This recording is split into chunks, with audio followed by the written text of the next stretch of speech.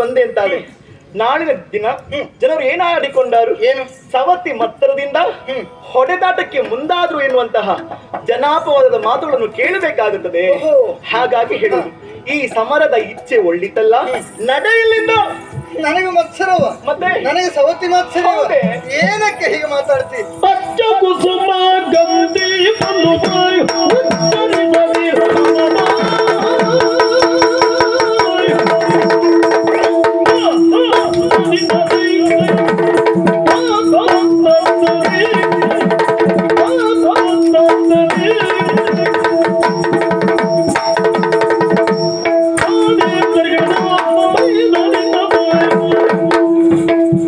ಅಚ್ಚ ಕುಸುಮ ಗಂಧಿ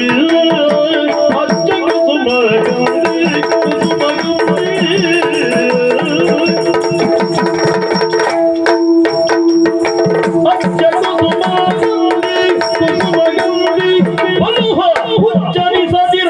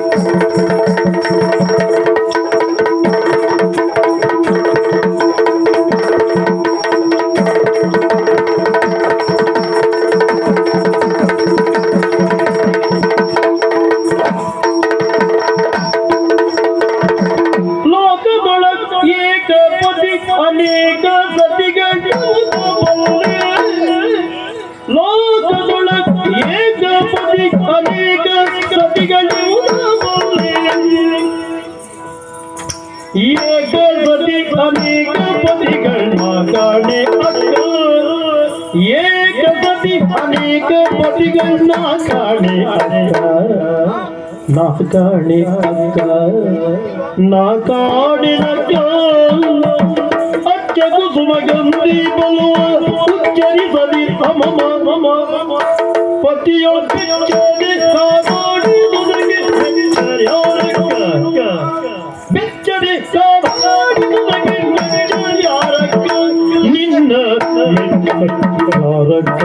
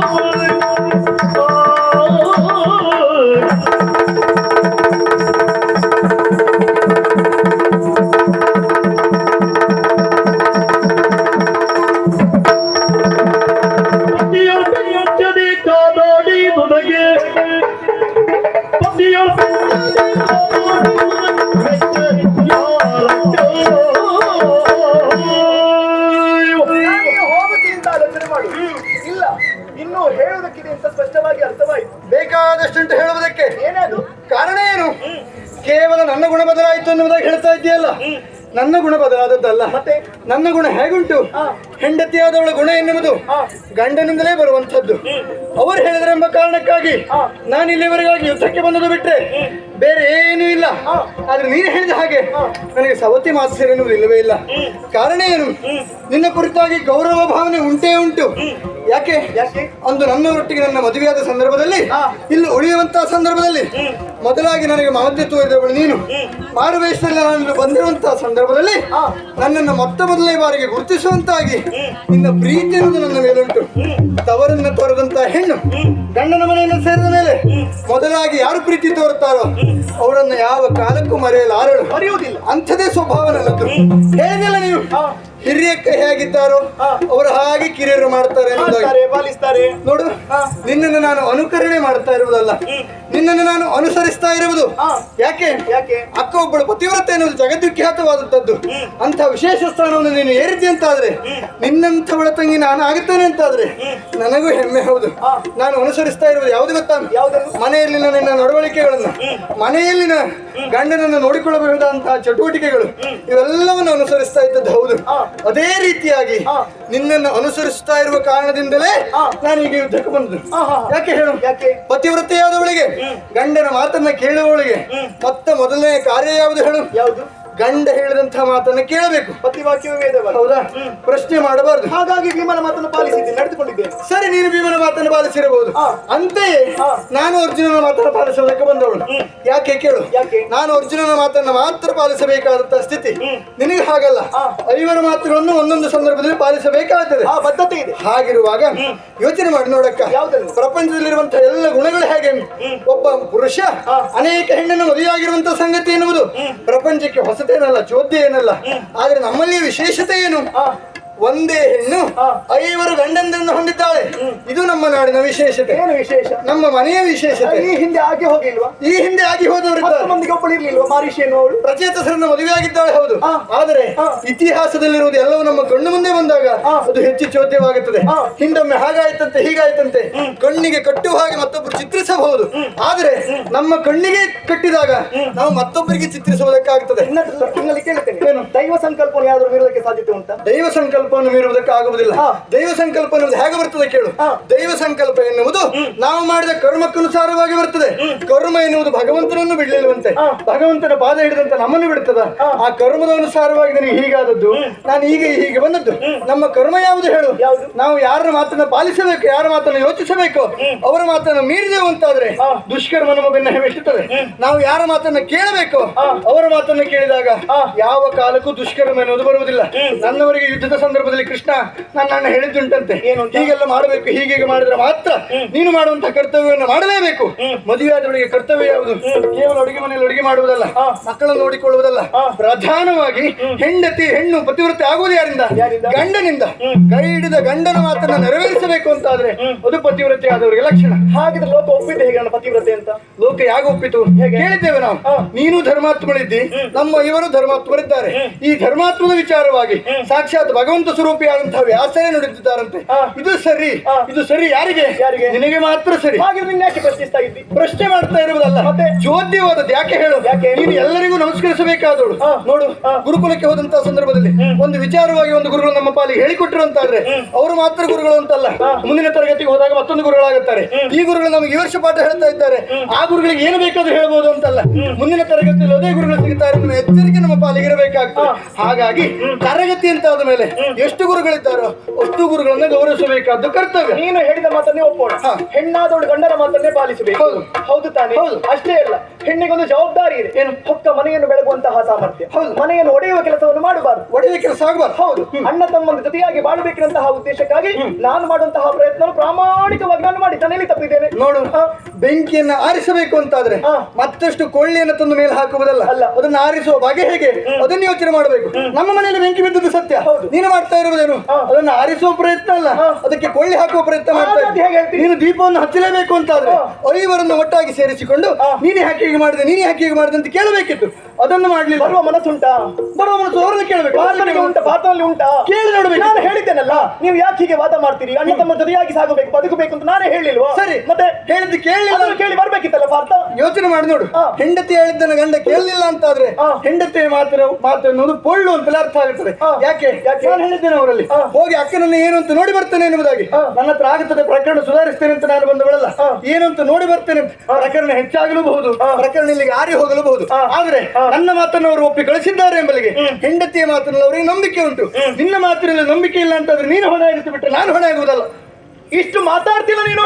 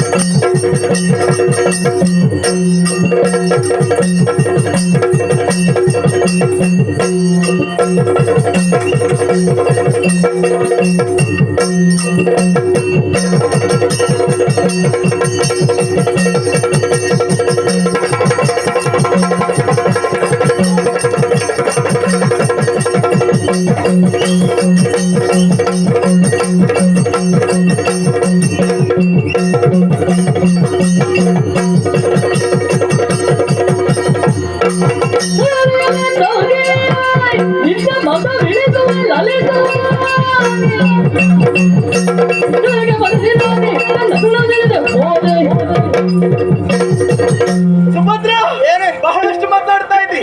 ಕೊನೆಯದಿರು ಬರಿದ ಗಾಳಿ ನಿನ್ನ ತಲೆಗಾಡಿದಂತಹ ಬಿತ್ತವನ್ನು, ನಿನ್ನ ಮತವನ್ನು ನಾನು ಈಗಲೇ ಇಳಿಸ್ತೇನೆ.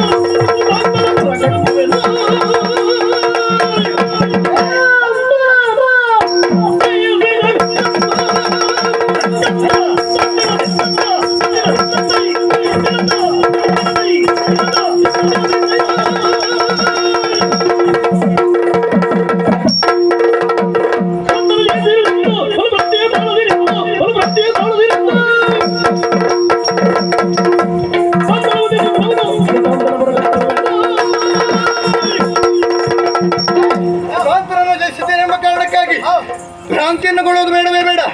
ಇಷ್ಟತ್ತಾದದ್ದಾಯ್ತು, ಈಗ ನಾನು ಬಂದಿದ್ದೇನೆ. ಆದಿತ್ಯ ನಿನ್ನ ಯುದ್ಧ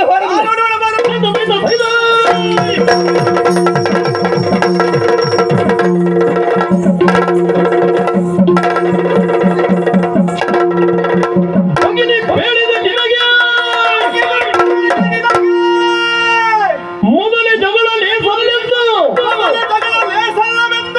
ಕೇಳದೆ ಹಗರಣವ ಗೈದೆಯೋ ಹೊರಗಿದೆಯಾ ಎಂದ ನೀ ನೋಡಿದೆಯಾ